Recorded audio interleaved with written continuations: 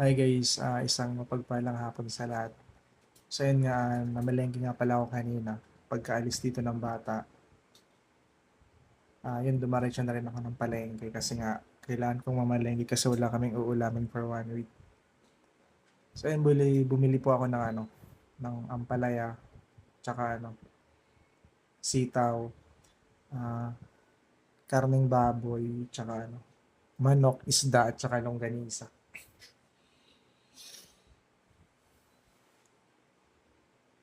So ayun, bali yung nabili ko nga palang longganisa, 4 na flavor po yan. Hindi ko alam kung anong flavor yung dalawa. Kasi mukhang masarap naman siya.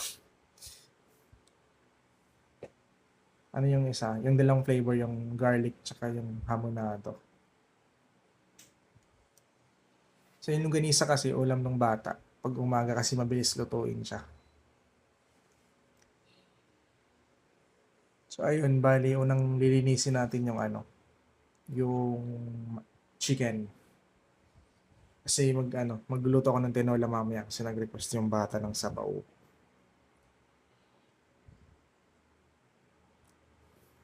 So ayun, lilinisin natin ng mais yung natin, yung manok natin kasi may mga dugo-dugo pa siya at saka may mga balahibo pa pang tira.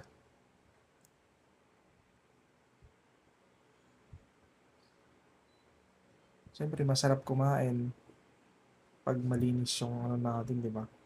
Pag malinis yung gawa o luto natin. So ayun tinatanggal ko lang yung mga dugo-dugo na naiiwan.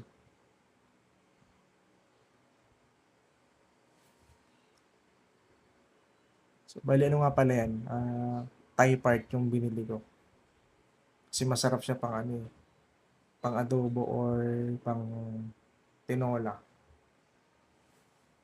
So yun, tinanggal ko lang yung part.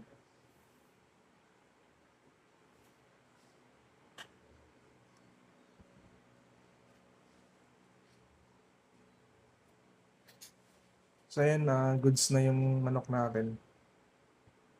Isisit aside lang natin tapos i-drain po natin.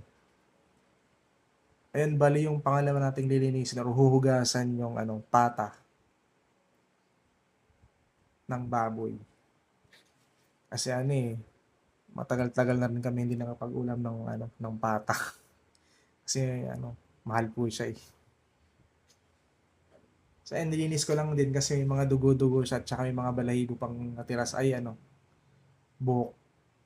May mga natitira pa sa sa may mga gilid-gilid.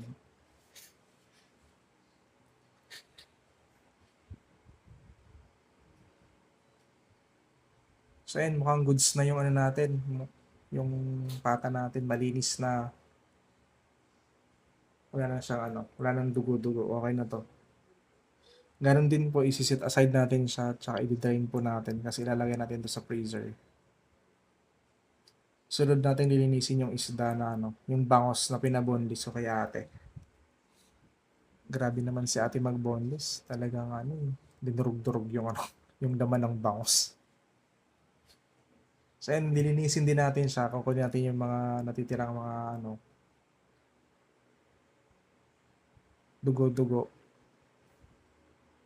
Tsaka masarap tong bangos na to kasi galing dagupan. Wala siyang amoy. So bali nga pala natin yan. Idadaing po natin yan kasi nga minsan pag tinatamad na ako magluto, ito na yung ito na lang yung pipritoy natin yung daing na bangos kasi mabilis na siya i-prepare. So ayan, goods na yung bangos natin, malinis na po siya. Bali mamaya sa pangalawang video, natin to. Ah, papakita ko sa inyo kung paano ako mag-marinate ng bangos. Sunod nating lilinisan yung maliliit na parang dilis na na isda. Gagawin ko kasi itong kilawin eh. So ganun din po, lilinisan natin, tatanggalin ko yung ulo tsaka yung parang pinakabuto niya or tinik niya sa gitna. Tsaka yung parang laman niya sa tiyan. Tapos lilinisin na rin po natin. Kasi nga iboboneless din natin siya. Kasi nga yun nga, gagawin natin kilawin. So, ayun na po siya. So, bali mamaya may continuation pa tong video natin kasi nga mag-marinate tayo ng bangus. So, ayun po, pakishare naman po ng video na to para may tala kayo sa akin. Tsaka thank you po sa lahat ng mga nanonood ng vlog ko. Sa mga hindi po nanonood, manood po kayo. Okay lang po kahit hindi. Ayun. Thank you po. Mamaya po ulit. May karugtong pa to eh.